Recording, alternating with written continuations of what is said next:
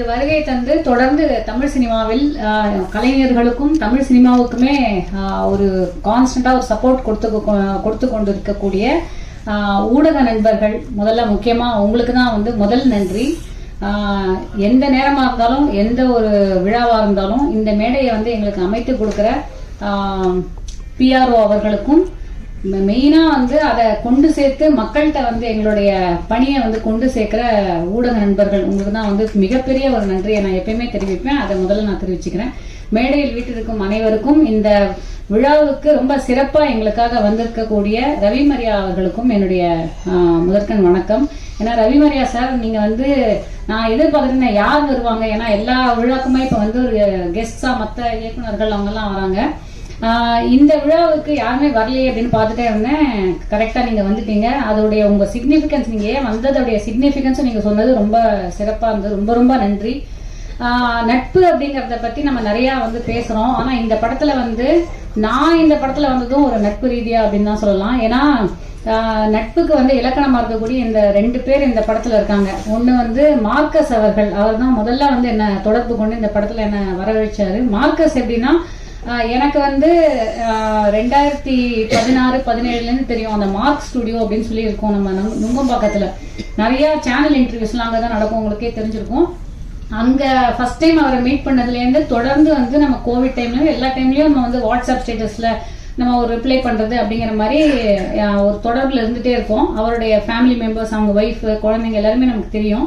அப்படி இருக்கும்போது அவர் எப்படின்னா, தமிழ் சினிமா மட்டும் இல்லாம அவருடைய காலேஜ் ஃப்ரெண்ட்ஸ், ஸ்கூல் ஃப்ரெண்ட்ஸ், மார்க்னாலே எப்பயுமே ஒரு எனக்கு தெரிஞ்ச ஒரு 10-15 ஃப்ரெண்ட்ஸ் எப்பயுமே அந்த ஆஃபீஸ்ல உட்காந்துட்டே இருப்பாங்க. ஸோ இந்த மாதிரி ஒரு ப்ராஜெக்டை நாங்கள் புட்டிங் டுகெதர் ப்ராஜெக்ட், நீங்க அதுல ஒரு கேரக்டர் பண்ணணும் அப்படின்னு சொன்னாரு. ஆப்வியஸா கண்டிப்பா பண்ணிடலாம் அப்படின்னு சொன்னது. ரெண்டாவது, இந்த மாதிரி ஒரு பேக்ரவுண்டோட ரமேஷ் அவர்கள் வருவார் அப்படின்னு எனக்கு தெரியவே தெரியாது. ஏன்னா அவர் நான் ஜில்லால நான் நடிச்ச ஒரே ஒரு சின்ன கேரக்டர் பண்ணியிருப்பேன், நீங்க பார்த்திருப்பீங்க விஜய் சாரோட. அதுல இருக்கும்போது அவர் கோ டைரக்டரா தொடர்ந்து அவருமே தொடர்புல இருந்துட்டே இருந்த ஒரு நபர். ஆனா அவருக்கு பின்னாடி இப்படி ஒரு நட்பு வட்டம் இருக்கு, அதாவது ஒரு படத்தையே ப்ரொடியூஸ் பண்ற அளவுக்கு நட்பு சேர்த்து வச்சிருக்காரு அப்படிங்கிறது எனக்கு ரொம்ப பெரிய பிரமிப்பா இருக்கு. ஸோ அதுவும் இவருக்கு முதல் படம். அண்ட் அது அக்ஷரா அவங்க, அதாவது இந்த படம் பல பேருக்கு முதல் படமா அமையிறது அப்படிங்கிறது ரொம்ப ஒரு சிறப்பான விஷயம். அதாவது இவருக்கு டைரக்டருக்கு ஃபர்ஸ்ட் படம். அதே மாதிரி குணா பாலசுப்ரமணியம் அவர்களுக்கு தமிழ்ல முதல் படம் இசையமைக்கிறாரு. அதே மாதிரி அக்ஷராக்கு debut film. And Anupama Kumar அவர்கள் அவங்களுடைய சன் ஆதித்யாக்கு இது ஃபர்ஸ்ட் படம். யுவினாக்கு அடல்ட் ஆக்டரா இதுதான் ஃபர்ஸ்ட் படம் அப்படின்னு நினைக்கிறேன். இந்த மாதிரி பல ஃபர்ஸ்ட்ஸ் இருக்கு. அதை தாண்டி பாத்தீங்கன்னா இந்த படத்துடைய மிக சிறந்த ஒரு விஷயம் அப்படின்னாக்க 24 நாள்ல எடுக்கப்பட்டது அப்படிங்கிறது எனக்கே சமீபத்துல தான் தெரியும். ஏன்னா நான் அதுல ஒரு 7-8 நாள் நடிச்சேன். எனக்கு சலீம் சார் இருந்ததுனாலயா இல்ல மணிபாஸ்கர் சார், அப்புறம் ஸ்ரீதர், இவங்கெல்லாம் ஒரு கோ டைரக்டர்ஸா ஒர்க் பண்ணும்போது நமக்கு என்ன தெரியுதுன்னா, ஒரு பக்காவா பிளானிங் போயிருக்கு. இந்த படத்தோடைய ஒரு ஷெட்யூலிங்கா இருக்கட்டும், நம்ம ஆர்டிஸ்டோட டேட்ஸ் வாங்கினது எனக்கு ரொம்ப சிறப்பா அமைஞ்சது. எனக்கு கொடுத்த டேட்ஸ் எக்ஸாக்டா அவங்க ஃபாலோ பண்ணாங்க. ஒரு 7 டேஸ் கொடுத்திருந்தாங்கன்னா அந்த 7 டேஸ் ஒரு நாள் கூட மாறல. இல்ல நமக்கு கால் ஷீட் இல்ல டேட் மாறுது, மற்ற ஆர்டிஸ்டோட கால் ஷீட் கிடைக்கல, அந்த மாதிரி எந்த ஒரு ஹிக்கப்ஸுமே இல்லாம கரெக்டா அந்த எடுத்த நாட்களை அவங்க யூஸ் பண்ணாங்க. ஒரு செகண்ட் கூட வேஸ்ட் பண்ணாம ஷூட் போயிட்டே இருந்தது. பத்மேஷ் சார் ஒன்னு சொல்லுவாரு, அப்புறம் டைரக்டர் ஒன்னு சொல்லுவாரு, மாறி மாறி நம்ம நடிச்சுட்டே இருக்கோம். அண்ட் என்னோட போர்ஷன் ரொம்ப ஸ்மூதா முடிஞ்சு போச்சு. ஆனா லேட்டா தான் தெரிய வந்தது எக்ஸாக்டா எந்த அளவுக்கு இதுக்கு பின்னாடி இந்த அளவுக்கு ஸ்மூதா போனோம்னா, அந்த ப்ராசஸ் ஸ்மூதா போனோம்னா அதுக்கு பின்னாடி எவ்வளவு பெரிய ஒரு இன்புட் போயிருக்கு அப்படிங்கிறது அது ரொம்ப பிரமிப்பான ஒரு விஷயம். இதனால தமிழ் சினிமால இந்த மாதிரி எடுக்க முடியும். அழகா ஒரு பிளானிங் பண்ணி ஷெட்யூலிங் பண்ணி ஆர்டிஸ்டோட டேட்ஸை வாங்கினா எந்த ஒரு ஹிக்கப்ஸும் இல்லாம 23-25 நாள்ல ஆக்சுவலா ஒரு படத்தை எடுக்க முடியும் அப்படிங்கிறதுக்கு இந்த படம் ஒரு உதாரணமா அமையணும் அப்படிங்கிறது என்னுடைய பிரார்த்தனை. அது மட்டும் இல்லாம ரைட்ல அப்கோர்ஸ் 2 மிக முக்கியமான ஒரு கலைஞர்கள் இணையற ஒரு படம். இந்த காம்பினேஷன் நம்ம இதுக்கு முன்னாடி பார்த்திருக்கவே மாட்டோம். அதாவது அருண் பாண்டியன் சாரும் நட்டி சாரும் சேர்ந்து ஐ திங்க் ஃபர்ஸ்ட் டைம் 2 பேரும் பெர்ஃபார்ம் பண்றாங்கன்னு நினைக்கிறேன்.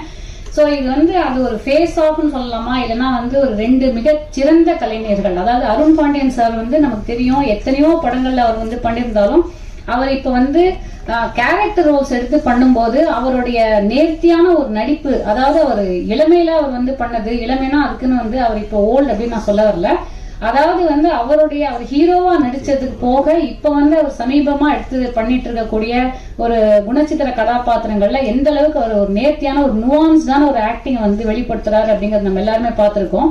அதே அளவுக்கு நட்டி சார் அவர் ஆரம்ப காலத்துல இருந்து இப்ப வரைக்கும் வந்து எப்படி அவர் நடிச்சிட்டு இருக்காருங்கிறத பார்க்கணும். இந்த 2 சிறந்த கலைஞர்கள் இணையும் போது நமக்கு வந்து ஸ்கிரீன் வந்து யூஸ்வலி நம்ம சொல்லுவோம்ல, இந்த screen is lit on fire அப்படிங்கிற மாதிரி உண்மையாவே அந்த மாதிரி நிறைய மொமெண்ட்ஸ் இருக்கு இந்த படத்துல. அண்ட் வந்து இதுதான் இன்னைக்கு ஆடியன்ஸ் எதிர்பார்க்கறாங்க அப்படின்னு நினைக்கிறேன். ஏன்னா கதையும் தாண்டி ஸ்கிரீன் பிளே, நுணுக்கமான நடிப்பெல்லாம் வந்து ஆடியன்ஸ் பார்க்க ஆரம்பிச்சிட்டாங்க. ஆடியன்ஸுமே ரொம்ப நுவான்ஸ்ட் ஆயிட்டாங்க. அதுக்கு ஏத்த மாதிரியான ஒரு கதை களத்தை அமைச்சு, அதுக்கு ஏத்த மாதிரியான ஒரு ஸ்கிரீன் பிளேவை ரெடி பண்ணி, அதுக்கு ஏத்த மாதிரியான ஒரு காஸ்டிங் பண்ணிருக்கிற ஒரு படம் நினைக்கிறேன். சோ இது வந்து சரியான வகையில இத நீங்க எல்லாரும் எடுத்துட்டு போவீங்க. அதை தாண்டி இந்த படம் வந்து ஒரு ஆடியன்ஸால சிறந்த வகையில கொண்டாடப்படும் அப்படிங்கிற ஒரு நம்பிக்கையோட நன்றி, வணக்கம், உங்களிடம் இருந்து விடைபெறுகிறேன். தேங்க்யூ.